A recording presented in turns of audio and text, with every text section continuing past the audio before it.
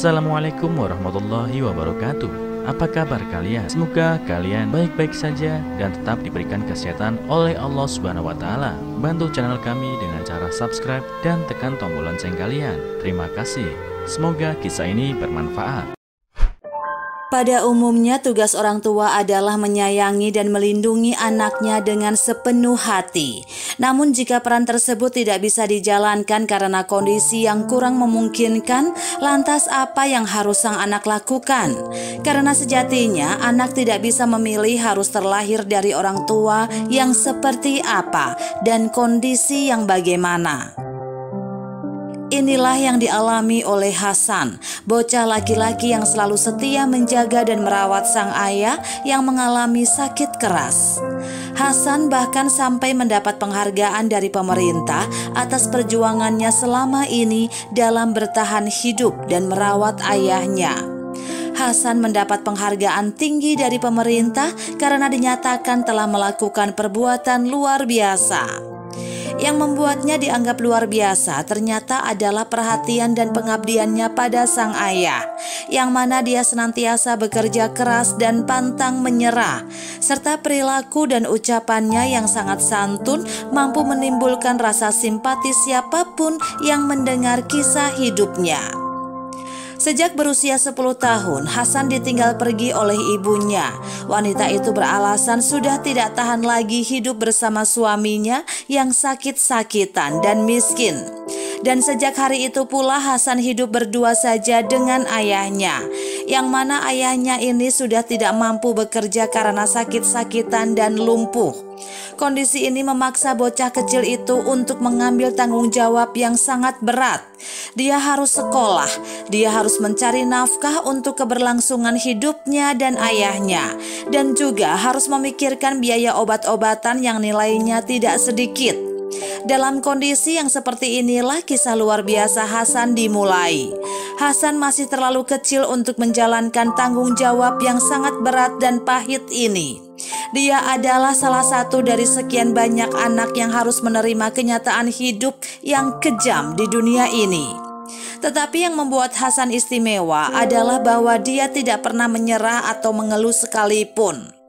Baginya hidup harus terus berjalan sebagaimana mestinya, tapi tidak dengan melakukan kejahatan, melainkan memikul tanggung jawab untuk meneruskan kehidupannya dan ayahnya. Itulah ungkapan Hasan ketika ditanya oleh orang-orang di sekitarnya. Dia mulai lembaran baru dalam hidupnya dengan terus bersekolah dan bekerja. Setiap harinya Hasan selalu melewati hutan untuk berangkat dan pulang sekolah. Dalam perjalanan tersebut dia mulai mencoba makan daun-daunan, biji-bijian, dan buah-buahan yang dia temui di sepanjang hutan. Kadang juga dia menemukan sejenis jamur atau rumput liar, lalu dia juga memakannya. Dari mencoba-coba makan itu semua, dia jadi tahu mana tanaman yang masih bisa ditolerir oleh lidahnya dan mana yang tidak bisa dia makan. Dan bisa dikatakan makanan-makanan tersebut adalah menu sarapan Hasan sehari-hari. Setelah jam pulang sekolah di siang hari dan juga sore hari, dia bergabung dengan beberapa tukang batu untuk membelah batu-batu besar, yang kemudian dia memperoleh upah dari pekerjaan itu. Hasil kerja sebagai pemecah batu itu dia gunakan untuk memberi kebutuhan pokok dan obat-obatan untuk ayahnya. Hidup seperti ini dia jalani selama 5 tahun belakangan ini. Untungnya badannya tetap sehat, segar, dan kuat, sehingga dia bisa terus merawat ayahnya yang sedang sakit. Tak jarang Hasan menggendong ayahnya ke WC untuk buang air kecil maupun besar. Dia juga menyeka dan sekali-sekali memandikan ayahnya. Dan setiap pagi dia menyempatkan diri untuk membuat bubur untuk sarapan ayahnya. Segala urusan di rumah dia kerjakan dengan rasa tanggung jawab dan sepenuh hati. Dia berpikir jika bukan dirinya yang mengerjakan pekerjaan rumah tangga dan merawat ayahnya, lalu siapa lagi? Sang ayah yang memiliki dia satu-satunya dalam hidupnya. Suatu waktu, akibat biaya obat yang terlalu mahal dan jauhnya tempat berobat dari tempat tinggalnya, membuat Hasan berpikir untuk menemukan cara terbaik demi mengatasi masalah tersebut. Sejak saat itu dia mulai belajar tentang obat-obatan melalui sebuah buku bekas yang sengaja dia beli dari toko buku di sudut jalan. Yang membuatnya luar biasa adalah dia berhasil berjalan bagaimana seorang suster memberikan injeksi atau suntikan kepada pasiennya. Bahkan dosis dan waktu pemberian obat pun dia kuasai dalam waktu 1 bulan. Setelah merasa yakin dan mampu, Hasan nekat untuk menyuntik ayahnya sendiri. Hasan paham betul bahwa tindakan tersebut termasuk ilegal, namun dia tidak punya pilihan lain. Hal ini karena dirinya sudah tak sanggup untuk membayar biaya ke klinik maupun rumah sakit. Sekarang pekerjaan menyuntik obat sudah dilakukannya selama lebih kurang 5 tahun. Bahkan Hasan sudah terampil dan ahli dalam bidang tersebut. Hal ini terus dilakukannya karena selama ini ayahnya tidak menunjukkan gejala-gejala aneh. Suatu hari Hasan diundang menghadiri acara di salah satu siaran televisi. Ini dikarenakan kisahnya berhasil didokumentasikan oleh salah satu reporter dan membuat semua orang terharu. Dalam acara tersebut, Hasan disandingkan dengan orang-orang hebat lainnya. Ada pejabat, pengusaha, bahkan artis-artis yang berprestasi ikut mengisi acara tersebut. Ketika mata pejabat, pengusaha, para artis, dan orang terkenal yang hadir dalam acara penganugerahan penghargaan tersebut sedang tertuju kepada Hasan, pembawa acara bertanya kepadanya, "Hasan, sebut saja kamu mau apa, sekolah di mana, dan apa yang kamu rindukan ingin terjadi dalam hidupmu? Atau berapa biaya yang kamu butuhkan sampai kamu selesai kuliah? Kalau sudah besar nanti mau kuliah di mana? Sebut saja. Pokoknya apa yang kamu idam-idamkan sebut saja." Di sini ada banyak pejabat, pengusaha, dan orang terkenal yang hadir. Saat ini juga ada ratusan juta orang yang sedang melihat kamu melalui layar televisi. Mereka bisa membantumu mendapatkan itu semua. Mendengar tawaran pembawa acara membuat Hasan terdiam dan berpikir. MC pun berkata lagi kepadanya, "Sebut saja, tidak usah malu-malu."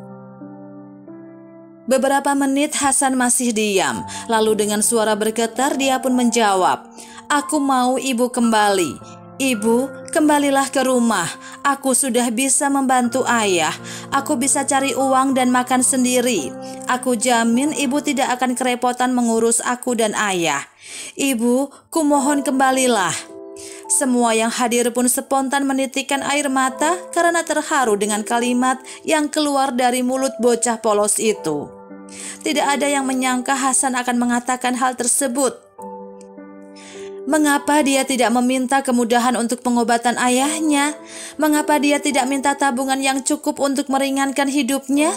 Atau jaminan untuk masa depannya?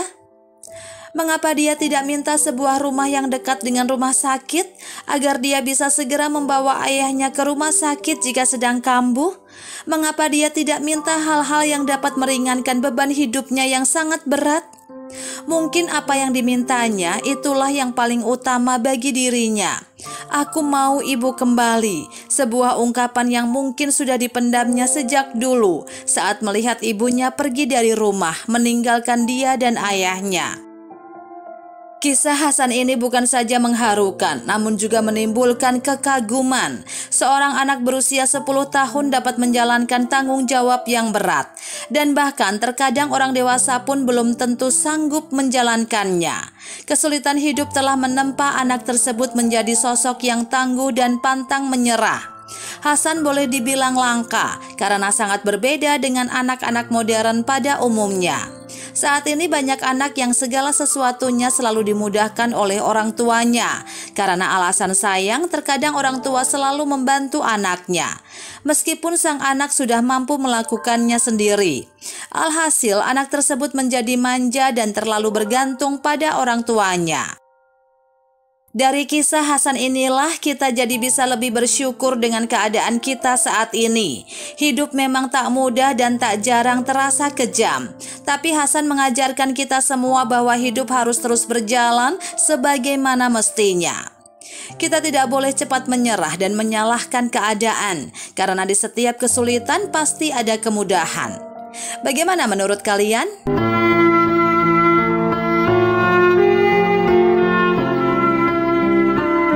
Assalamualaikum warahmatullahi wabarakatuh.